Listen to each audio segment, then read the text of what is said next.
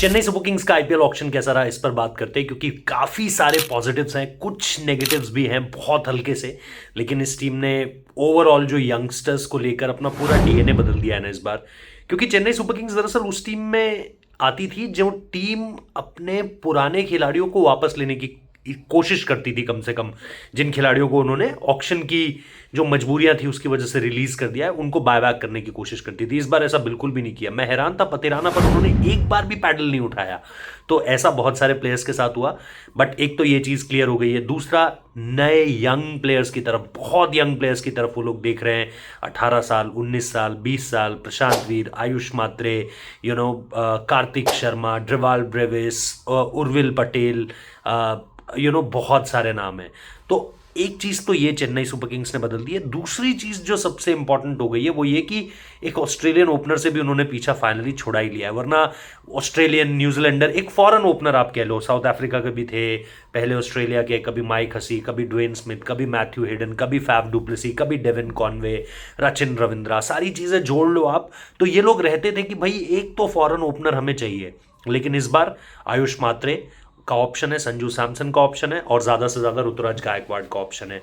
तो अल्टीमेटली इन्होंने कोशिश तो ये करी है कि इस बार बहुत कुछ बदल दें, लेकिन फिर भी बाय इन क्या क्या किया है थोड़ा सा उस तरफ चलते हैं।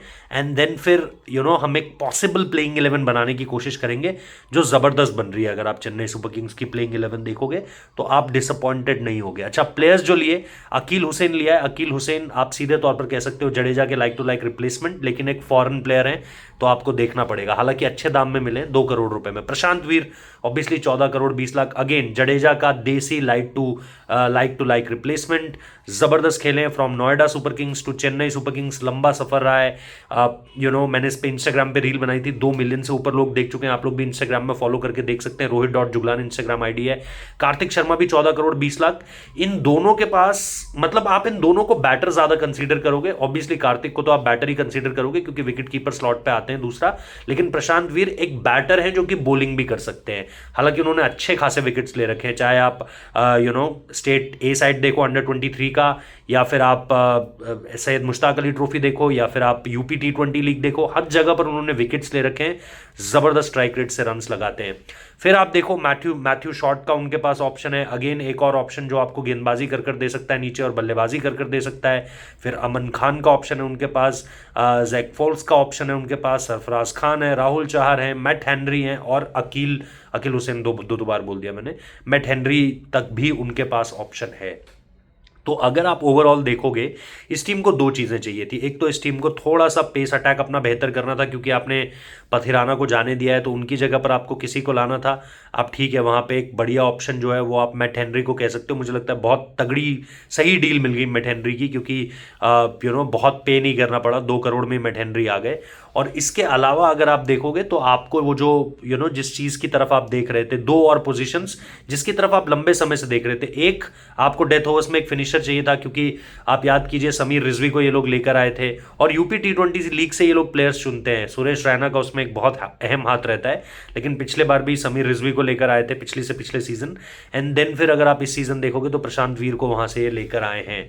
तो एक तो इनको चाहिए था डेथ ओवर्स में फिनिशर, दूसरा इनको चाहिए था एक स्पिन बॉलिंग ऑलराउंडर, जिसके लिए इन्होंने बहुत मिन्नतें करी गुजरात टाइटंस के आगे कि हमें वॉशिंगटन सुंदर चाहिए, लेकिन वॉशिंगटन सुंदर गुजरात ने नहीं दिया। तो फाइनली फिर जो है वो कॉम्बिनेशन यहां पर बनाना पड़ा। अब कुल मिलाकर के बात यह है कि जब चेन्नई सुपर किंग्स के पास ये सारे ऑप्शंस हैं तो उनकी प्लेइंग 11 किस तरीके से हम और आप बना सकते हैं। तो इसमें जो एक सबसे इंटरेस्टिंग पार्ट है वो ये है कि आप शुरू करोगे ऑब्वियसली संजू सैमसन के साथ और आयुष मात्रे के साथ। विकेट कीपर ऑप्शन यहाँ पर आपका लॉकअप कर सकते हो, लेकिन MS धोनी भी है नीचे। तो ये हो गए। तीसरे नंबर पर ऑब्वियसली आपके लिए ऋतुराज गायकवाड़ का नाम आएगा।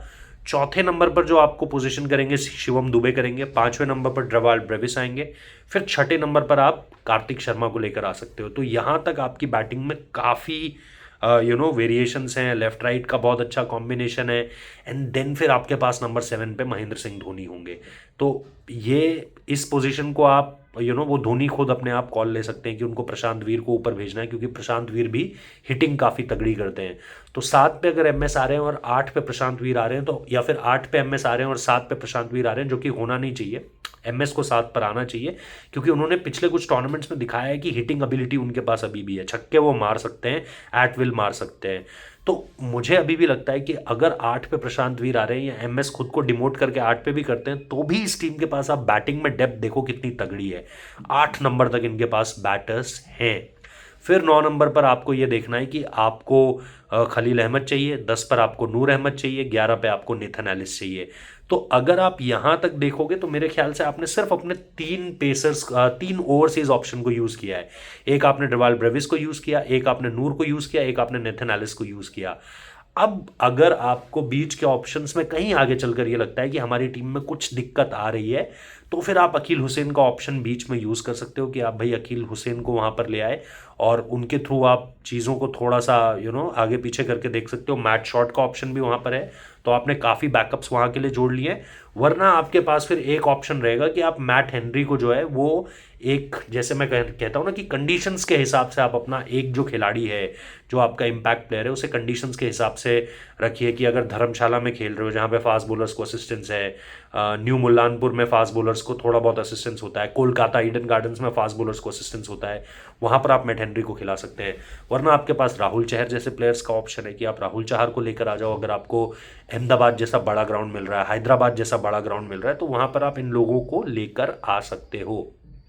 ये चेन्नई सुपर किंग्स के लिए मतलब मुझे लगता है कि उनको सीधे सीधे इस तरीके से ये उनका थॉट प्रोसेस होना चाहिए, और ये मेरे हिसाब से उनकी बेस्ट प्लेइंग 11 है। इसके साथ साथ बहुत मुश्किल लग रहा है कि इस बार एमएस ने अपने इर्द गिर्द जितने विकेट कीपर ऑप्शंस रख लिए हैं, क्योंकि अगर आप इस टीम में देखेंगे आपको 3-4 विकेट कीपिंग ऑप्शंस मिल जाएंगे। तो क्या महेंद्र सिंह धोनी सारे मैचेस खेलेंगे, ये अपने आप में एक बड़ा सवाल है कि महेंद्र सिंह धोनी को आप इस सीज़न सारे के सारे मैचेस खेलता हुआ देखोगे या नहीं। सरफराज खान को लेकर के उन्होंने लास्ट मिनट कॉल नहीं लिया है ऑक्शन टेबल पे, बल्कि सुबह के करीब सुबह या एक दिन पहले ऑक्शन के उन्होंने ये फाइनल कर लिया था कि सरफराज पर हम जाएंगे और ऑप्शंस को भी टटोलेंगे। इसलिए आपने देखा कि उन्होंने जो एक्सेलरेशन राउंड की पहली बिडिंग हुई वहां पर उन्होंने सरफराज को ले लिया। जैसे पृथ्वी शॉ को दूसरी बिडिंग में लिया गया एक्सेलरेटेड राउंड की, भी सरफराज को पहली बिडिंग में ले लिया गया था। तो इन चीज़ों को लेकर के पहले से कम्युनिकेशन था। प्रशांत वीर को वो ट्रायल कैंप्स में बुलाया था, रेकी की गई थी खूब उनकी, उनको काफ़ी देखा गया था। Same goes with Kartik Sharma also. तो ये सारी चीज़ें हुई थी, तब जाके आपको ये ऑप्शन चेन्नई सुपर किंग्स का काफ़ी सही लग रहा है। मुझे बस एक दिक्कत है चेन्नई की इस टीम से कि इन्होंने इंडियन फास्ट बॉलर्स अच्छे नहीं रखे हैं। मतलब ठीक है, अंशुल कंबोज हैं, खलील अहमद हैं, मुकेश हैं, लेकिन उसके बावजूद भी आप देखोगे कि थोड़ा बहुत आपको लगेगा कि यार ये टीम में एक वो जो गन इंडियन फास्ट बॉलर होता है ना, गुरजपनीत भी हैं, एक वो जो गन इंडियन फास्ट बॉलर होता है उसकी कमी है। उस पर मुझे लगता है थोड़ा सा और इन्वेस्ट कर सकते थे।